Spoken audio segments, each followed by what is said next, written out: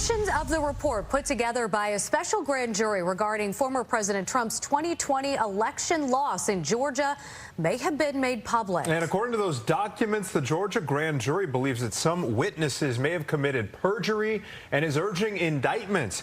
The report doesn't name the people who are alleged to have lied, and a decision on criminal charges will be left up to the Fulton County District Attorney. Documents released today also revealed that the jury disputes Trump's claims that fraud took place in the Georgia 2020 election. The investigation is one of several that could have some serious legal consequences for the former president as he tries to persuade voters to send him back to the White House in 2024. Political science professor Stephen Caliendo from North Central College joins us now to discuss this. Now, the judge in this case didn't want to unseal any of the grand jury's findings. They did. Could we know more about the possible charges here?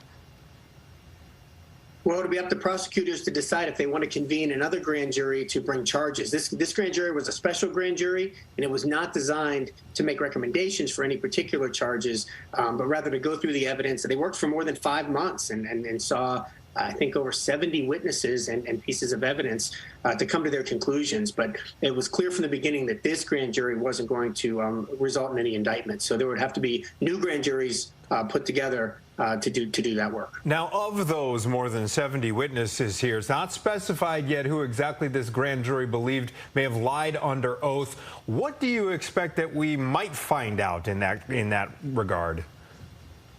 I wish I could predict that. I'm very interested as well. One of the things that's so hard about this, Anthony, is that we have to prove that somebody lied. We have to have some sort of evidence that they knew they weren't telling the truth. And I think that one of the complicated factors of all of this, everything around January 6th, everything around the 2020 presidential election and the former president's claims, is predicated on a notion that he was misled in some way, or he really didn't know. If he knew and he said otherwise, then he lied and he may have done something criminal. Same with all the people around him. We have to ask those same questions. If, on the other hand, he was so insular that the only folks talking to him were folks telling him lies, then it may be hard to show that the former president was actually lying. A lot of the work the January 6th committee did, remember, was centered on this notion of the president knowing, being told over and over again that there was no widespread election fraud. Okay, so let's fast forward. It goes to the county state's attorney now. So let's say that this individual decides to file charges and President Trump is implicated in those charges. Does that change anything for his 2024 run?